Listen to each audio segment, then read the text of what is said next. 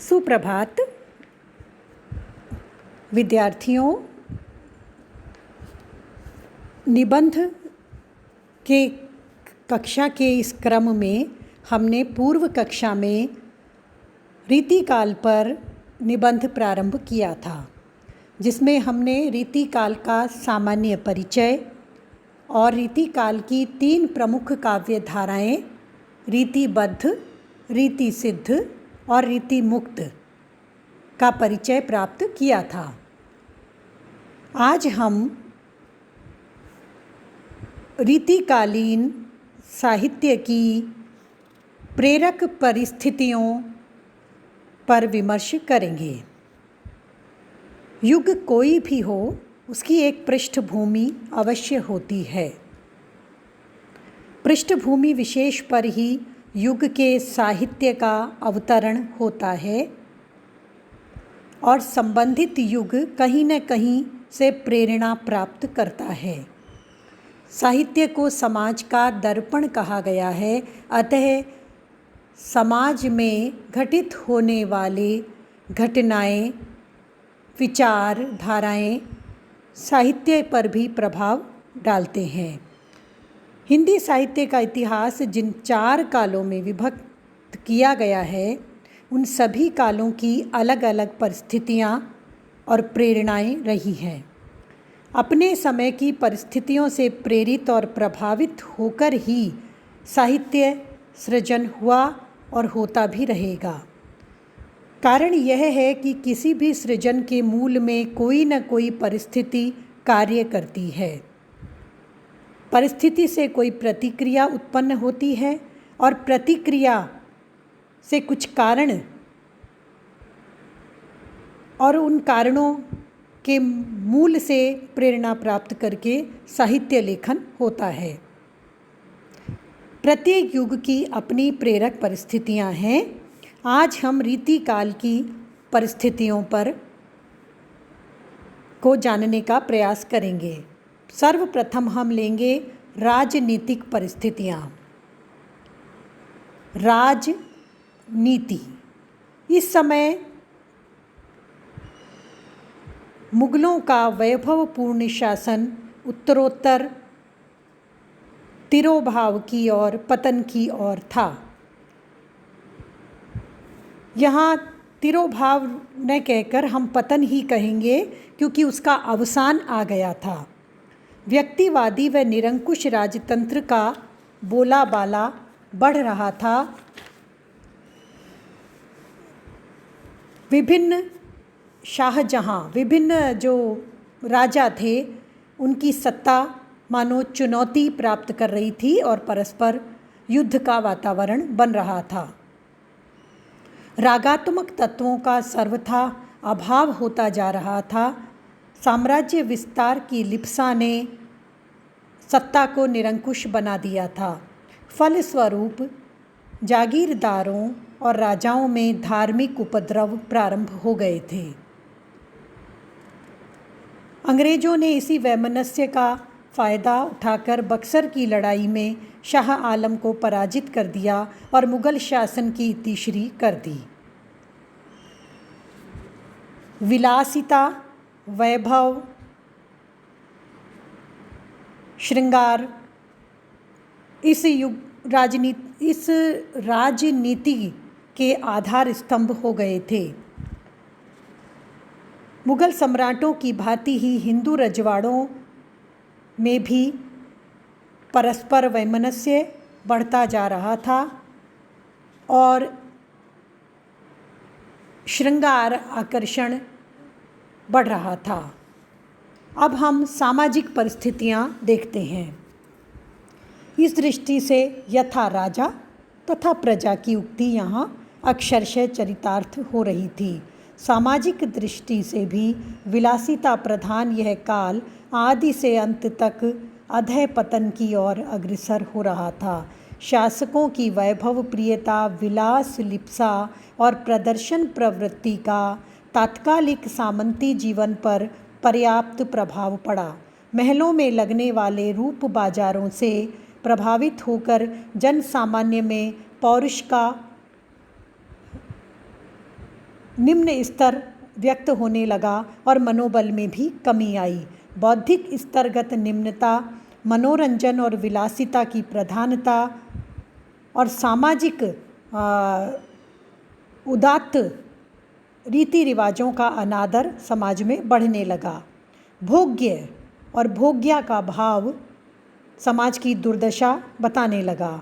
बाल विवाह, बहुविवाह, पर्दा प्रथा आदि कुप्रथाएं भी जोर पकड़ने लगी।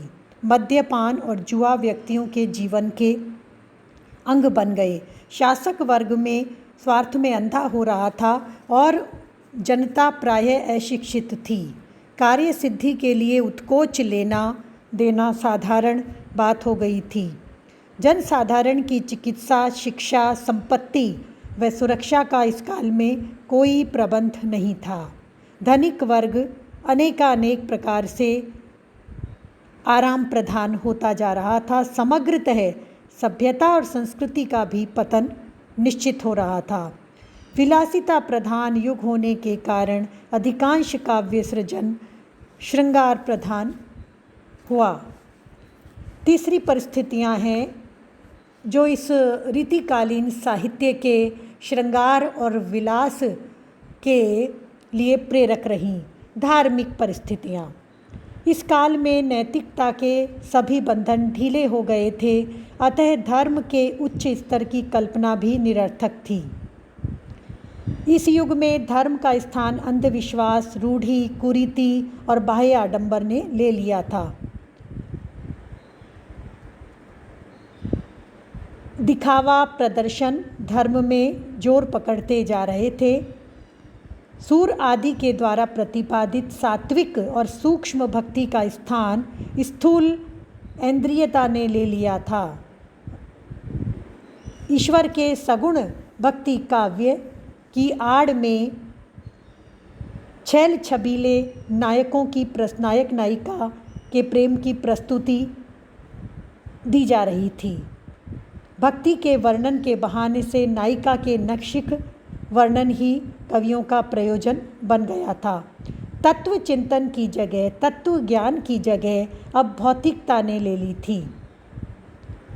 कलात्मक और साहित्यिक परिस्थितियाँ। विलासिता प्रधान इस युग में कला के क्षेत्र में प्रदर्शन प्रवृत्ति की प्रधानता रही। वैसे साहित्य और कला की दृष्टि से यह युग पर्याप्त समृद्ध कहा जा सकता है। इस काल के कवि और कलाकार यद्यपि साधारण व्यक्ति हुआ करते थे, किंतु आश्रयदाता सम्राटों एवं राजा नवाबों से उन्हें इतना सम्मान मिलता था कि समाज के प्रतिष्ठित लोगों में उनकी गणना की जाती थी। सामंती वातावरण में फलने फूलने वाली कला में वासना का आकर्षण आना स्वाभाविक था। स्वामी ने सुखाय होने के कारण साहित्य और कला स्वांतः सुखाय प्रायः नहीं हो सक पाती। श्रृंगार ही श्रृंगार, जिसमें पौराणिक देवी देवताओं को आधार बनाकर उनकी आड़ लेकर श्रृंगार की वासनाओं का प्रदर्शन साहित्य में बढ़ता जा रहा था और इस प्रकार से ये स्वांतः सुखाय होने वाली रचनाएं प्रायः स्वामिनः सुखाय होकर रह गई थी। कहते हैं सेज है, सुराही है, सुरा और प्याला है, सुबाला है, दुशाला है, विशाल चित्रशाला है। भाव ये है कि रीतिकालीन साहित्य और विशेष रूप से रीतिबद्ध और रीति सिद्ध में हम मंगलाचरण और ईश्वर अनुरक्ति के पद इत्यादि को छोड़ करके श्रृंगार ही श्रृंगार, आकर्षण, भाषा और छंद साहित्य में भी कठिनता और संवादों की एक सघन स्थिति हम पाते हैं। रीतिकालीन कविता के श्रृंगारिक और शास्त्रीय पक्ष पर विचार करें तो वहाँ भी हमें एक गुम्फित सी कविता दिखाई देती है। काव्य उत्कर्ष और भाषा परिष्कार की दृष्टि से इसे समृद्ध तो कहा जा सकता है, किंतु कठिनाई भी दिखाई देती है। ठूस ठूस कर अलंकारों को भरना इस कविता में परिलक्षित होता है। किंतु इसी युग में रीति मुक्त काव्यधारा, जिसमें घनानंद, आलम, बोधा, ठाकुर जैसे भक्त हृदय प्रधान भी कवि हुए, उन्होंने आचार्यत्व का मोह सर्वथा छोड़ा, ना ही आचार्यों के अनुसार बताए गए सिद्धांतों पर काव्य सृजन को स्वीकृति प्रदान की। इसीलिए उनकी कविता में, जिसे स्वच्छंदता की भाव से युक्त कहा जाता है, भक्ति की प्रधानता, रस की प्रधानता पाई जाती है। परिस्थितियों का प्रभाव पड़ना स्वाभाविक था, अतः निष्कर्षतः हम कह सकते हैं कि रीतिकालीन काव्य तत्कालीन राजनीतिक, सामाजिक, आर्थिक और धार्मिक परिस्थितियों का परिणाम था। यद्यपि लेखन निजी होता है, उसमें कल्पना की प्रधानता होती है, साहित्यकार अपने आत्माभिव्यक्ति के स्तर पर बहुत उच्च कोटि तक अपनी परिस्थितियों से परे करके भी काव्य को ले जा सकता है, फिर भी समाज से परे कविता नहीं होती। सामाजिक स्थिति, राजनीतिक परिस्थिति, धार्मिक आचरण का प्रभाव कविता में प्रत्यक्ष परोक्षतः परिलक्षित होता ही है। जैसी परिस्थितियाँ थी, ठीक उन्हीं के अनुरूप प्रवृत्तियाँ भी विकसित होती गई। स्वार्थपरायण राजनीतिक व्यवस्था, सामंती वातावरण, राजनीतिक विकेंद्रीकरण और सामाजिक अव्यवस्था, विलासमूलक वैभवजन्य प्रदर्शन की प्रधानता, अलंकरण की प्रवृत्ति का तत्कालीन साहित्य के विविध कलात्मक स्वरूपों पर प्रभाव पड़ा। इस प्रकार से हम देखते हैं कि रीतिकाल को जो प्रेरक परिस्थितियां प्राप्त हुईं, उन परिस्थितियों में ने रीतिकालीन कवियों को रचनागत दृष्टि से प्रभावित अवश्य किया। धन्यवाद।